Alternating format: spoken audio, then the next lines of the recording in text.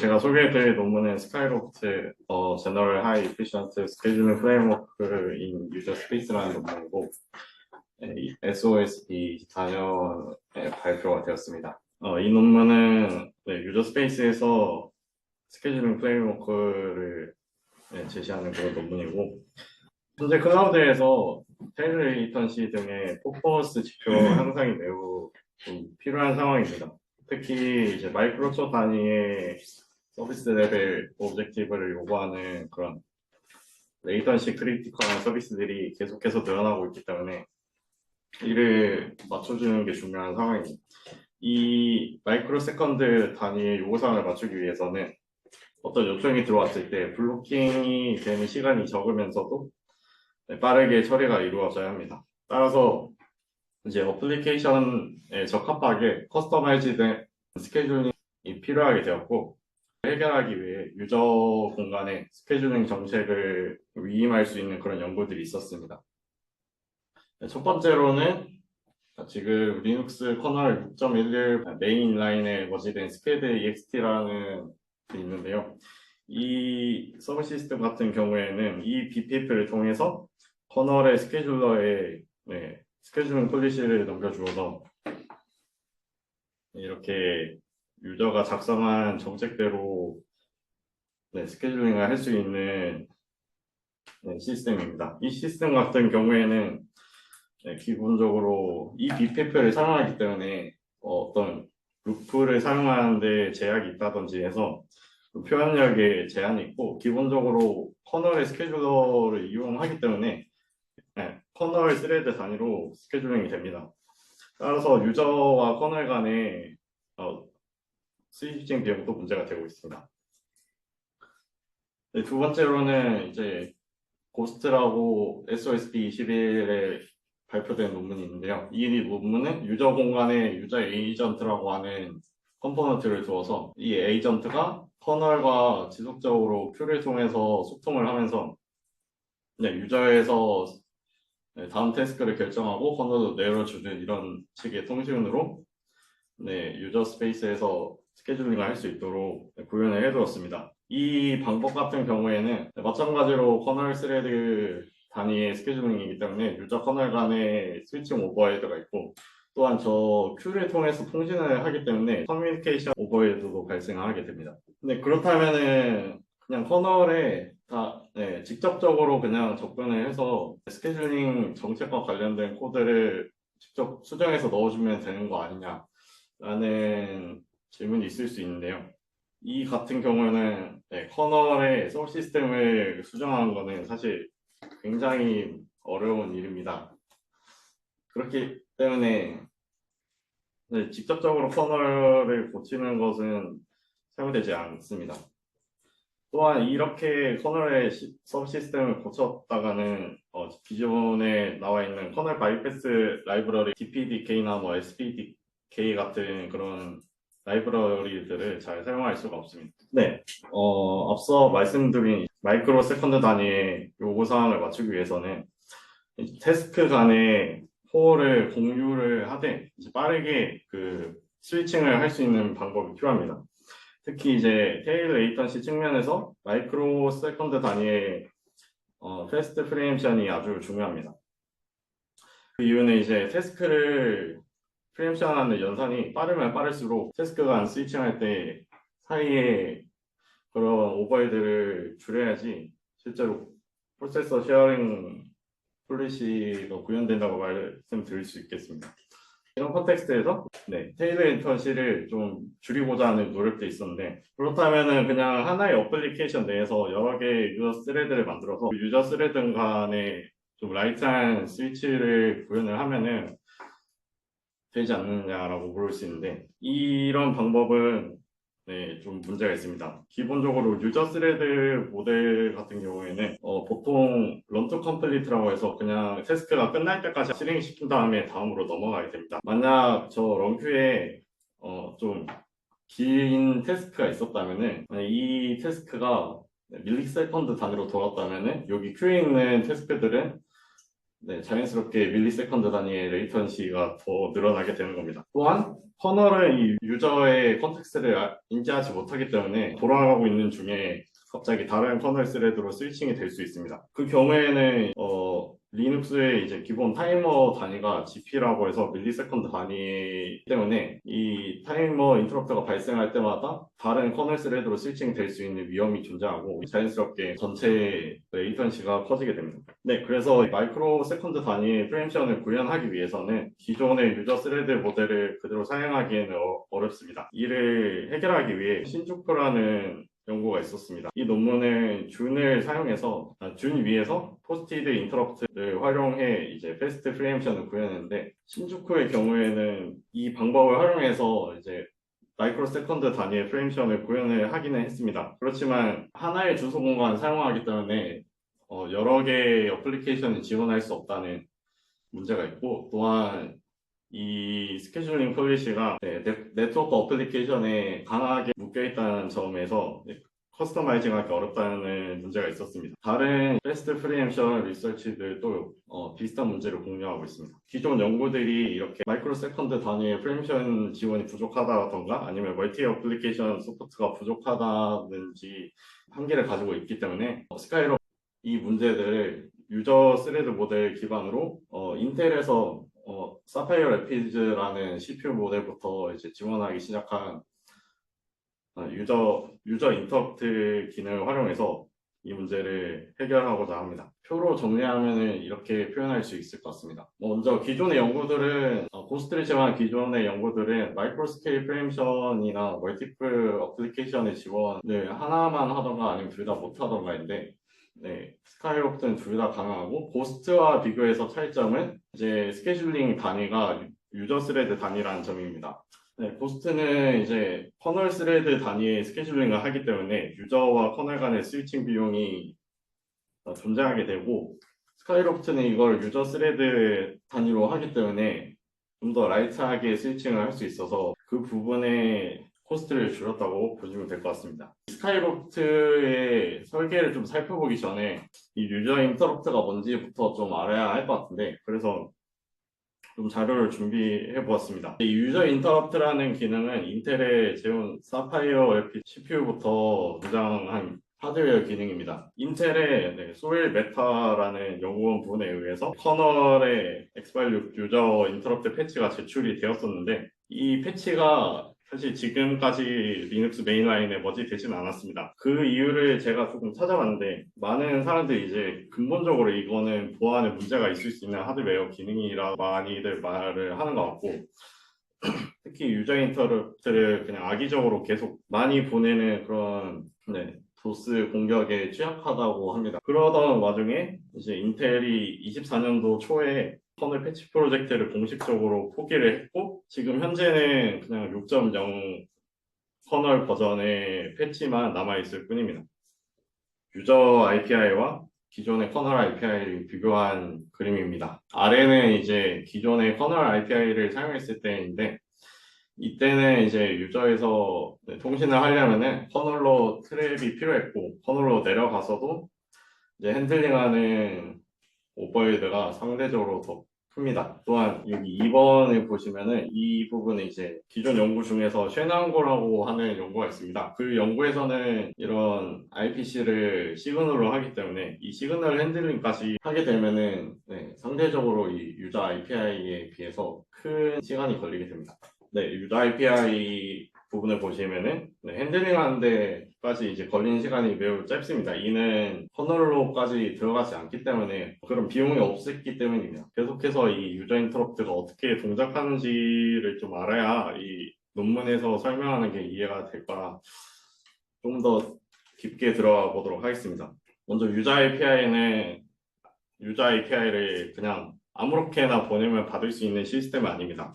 커널에 샌더와 리시버를 등록을 해서 그 둘끼리 이제 통신을 한다고 미리 알려줘야 하는 형태입니다. 리시버가 커널의 시스템 콜을 통해서 디스크립터를 발급받아 옵니다. 이 FD를 샌더와 공유를 해서 샌더가 이 리시버한테 API를 보낼 수 있다는 그런 거를 커널에 알려줍니다. send UIPI 인스트럭션을 통해서 리시버에게 실제로 IPI를 보낼 수 있게 됩니다. 네, 이런 커넥션 관계가 형성이 되면은 구체적으로는 이렇게 유저 인터럽트 타겟 테이블이라는 게 형성이 됩니다. 각 센더는 이제 메모리에 UITT라는 테이블을 가지고 있고, 이 테이블에서 이제 어떤 리시버로 찾아가야 할지 포인팅을 하고 있습니다. 만약 이제 send UIPI 제로라는 걸 실행했다고 하면은 UITT에서 그 엔트리를 찾습니다. 여기서는 이제 0번이니까 interrupt X가 되겠죠. 여기 UITT에 기록된 interrupt 벡터 값을 리시버의 유저 포스티드 인터럽트 디스크립터라는 메모리 공간에 PIR이라는 필드가 있습니다. 포스티드 인터럽트 리퀘스트라는 필드인데요. 그 필드에다가 기록을 하게 됩니다. 기존에 이 인터럽트를 받지 않았던 상황에서는 아무것도 적혀 있지 않은 상황이고, 이 필드에 이제 인터럽트 벡터 값을 적어준 다음에 그 다음에서야 이제 코어에서 타겟 코어로 실제로 IPI를 보내게 됩니다. 이때 유저 인터럽트 벡터를 그냥 V라고 표현을 해보겠습니다. 네, 리시버가 이제 인터럽트를 받게 되면 인터럽트 처리하는 루틴으로 넘어가는데요. 어떤 인터럽트를 받게 되면 그 인터럽트가 이게 유저 인터럽트인지 아닌지를 판별할 수 있는 수단이 있어야 합니다. 그건 이제 인텔에서 구현한 방법은 V라는 레지스터를 두어서 유저 인터럽트 벡터라는 레지스터입니다. 이 레지스터에 등록된 값과 지금 들어온 인터럽트 벡터 값을 비교를 합니다. 만약 같다면은 지금 현재 들어온 인터럽트가 유저 인터럽트라는 의미이기 때문에 유저 인터럽트 핸들링 루틴으로 계속해서 넘어갑니다. PIR 필드에 그 인터럽트 벡터를 표시를 했는데 이 값을 토대로 UIRR이라는 레지스터를 업데이트를 합니다. 이 레지스터는 64비트짜리 비트밀고 이 값을 토대로 적절한 위치에 비트를 켭니다. 그 다음에야 이제 리시버가 등록한 유저 인터럽트 핸들러로 점프를 하게 되는데요. 네, 이제 유저 인터럽트 핸들러로 점프하게 되면은 아까 UIRR에 표시한 비트를 토대로 인터럽트를 핸들링 할 수 있게 됩니다. 그럼 이제 스카이로프트가 어떻게 구성되는지 아키텍처를 한번 먼저 살펴보도록 하겠습니다. 스카이로프트는 빠른 프리엠션을 위해서 유저 스레드 모델을 채택을 했고 그렇기 때문에 유저 공간에서 스레드가 관리됩니다. 이 OS와 이제 아래 커널 모듈로 구성이 되는데 아래 커널 모듈은 프리빌리지드 인스트럭션 같은 걸 좀 수행하기 위해 존재하고 있습니다. 네, 이 스카이로프트는 펄컬 스케줄링과 그리고 센트럴라이즈드 스케줄링 모듈을 지원을 이런 폴리시를 작성하기 위해 라이브러리에서 관련된 API를 제공을 하고 있습니다. 이 시스템 위에서 돌아가는 스레드들은 이제 기존 커널의 영향을 받지 않도록 만들어 두었습니다. 이거는 코어를 부팅 시간에 격리시키는 걸로 구현이 되어 있습니다. 구체적으로는 그룹의 isolate CPUs라는 옵션을 사용해서 스카이로프트만을 위한 코어들을 다 빼놓습니다. 이것만 하면은 커널의 간섭을 받지 않을 수 있는 건 아니고, 두 번째로 이제 각 코어마다 여러 개의 커널 스레드가 존재하게 되면은 그때부터는 이제 커널 스케줄러가 마음대로 스레드를 선택을 할 수 있게 됩니다. 그거를 막기 위해서 각 코어마다는 지금 러너블한 커널 스레드가 하나만 존재하도록 강제를 하고 있습니다. libOS에서 제공하는 API를 통해서 스케줄링 폴리시를 작성해서 유저 스레드 스케줄러에게 넣어줄 수 있게 됩니다. 이 스케줄러는 쉐어드 런큐를 실행할 태스크를 관리하고 있고, 이 쉐어드 런큐는 지금 이 스카이로프트 위에서 실행 중인 모든 유저 스레드 정보를 가지고 있습니다.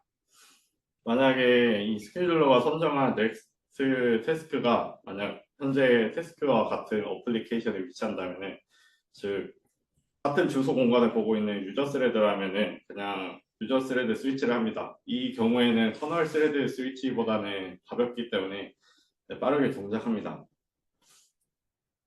그렇지 않고 이제 현재 코어에서 돌릴 다음 태스크가 다른 어플리케이션의 스레드인 경우에는 주소 공간을 바꿔줘야 하기 때문에 커널로의 트랩이 필요합니다.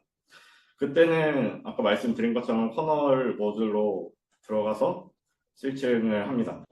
네. 이 외에도 이 커널 모듈은 CPU 어피디티 같은 걸 설정해야 할 때 필요하게 됩니다. 이제 네, 펄코어 스케줄링 정책을 구현하는 데 있어서는 타이머 인터럽트가 좀 필수적입니다.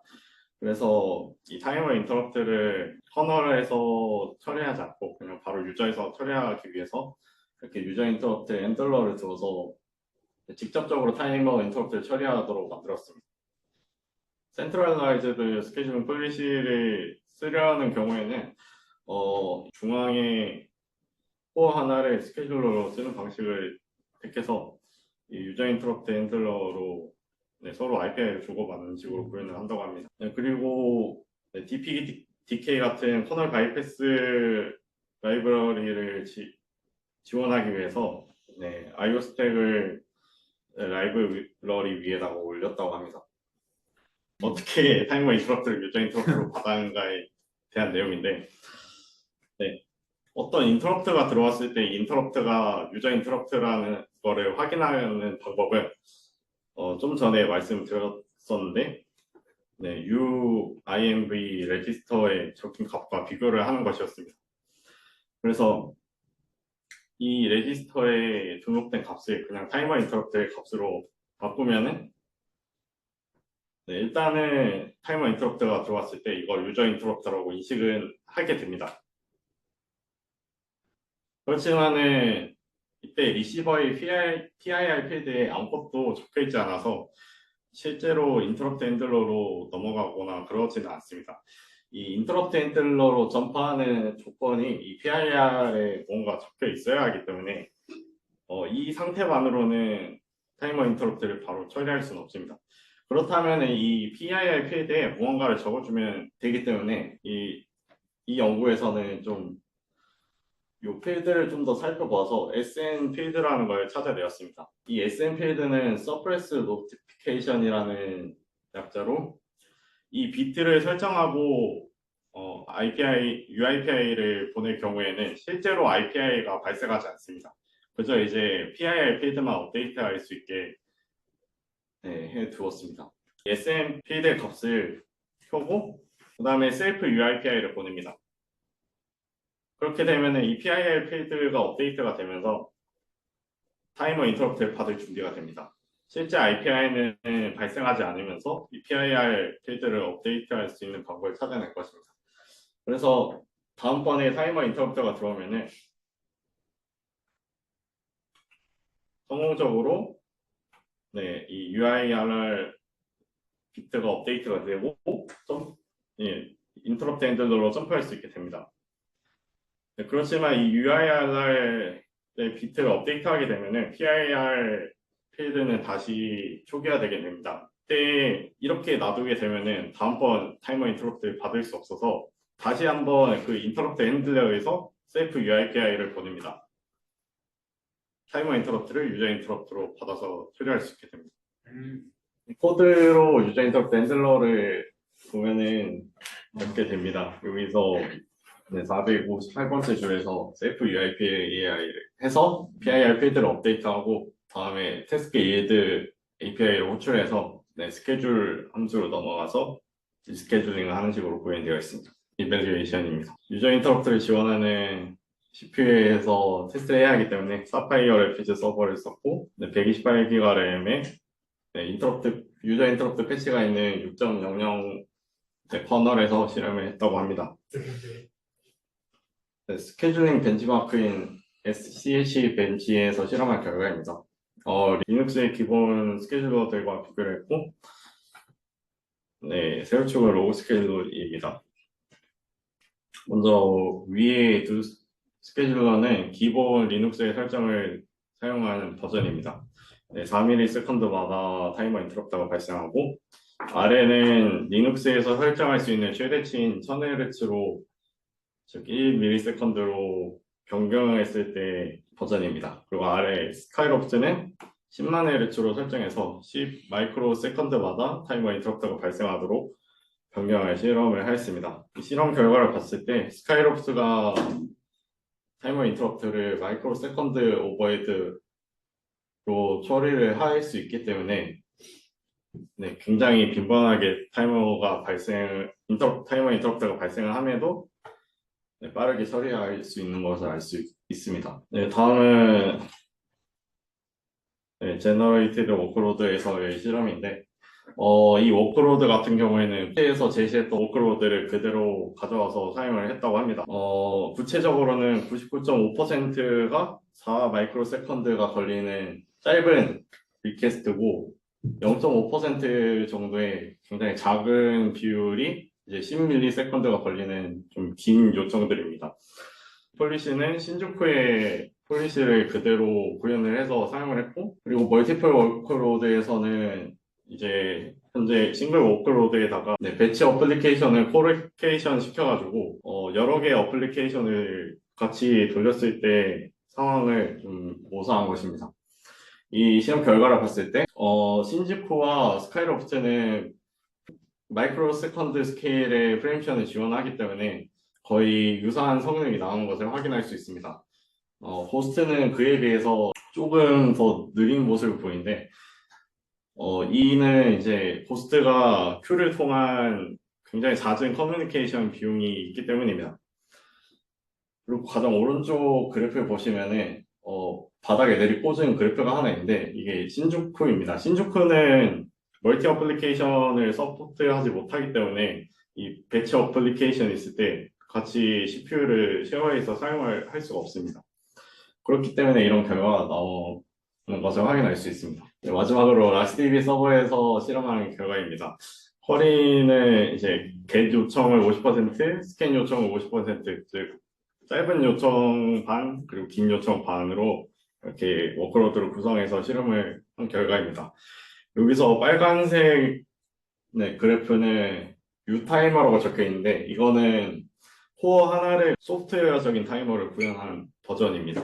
스케줄링 폴리시는 셰난고의 것을 그대로 사용을 하였습니다. 네, 여기서 점선을 서비스 목표로 보시면 될 것 같습니다. 세로축에 슬로우 다운이라는 매트릭을 썼는데 어떤 쿼리가 들어왔을 때 블로킹 되지 않고 실행된 시간이 있으면은 대기 시간과 실행 시간이 포함된 그것의 비율입니다. 타이머를 이제 5 마이크로 세컨드로 설정했을 때는 50배 슬로우 다운에서 셰난고의 스루풋보다 스카이롭스가 이제 1.9배 정도 더 나은 모습을 보입니다. 그리고 소프트웨어적으로 이제 에뮬레이팅 된 타이머는 하드웨어 인터럽트를 진짜 받은 것보다 성능이 덜 나오는데 그 이유는 그냥 그 코어 하나를 타이머를 에뮬레이팅 하는 데 썼기 때문입니다. 그렇기 때문에 이런 실험 결과가 나온다고 볼 수 있겠습니다.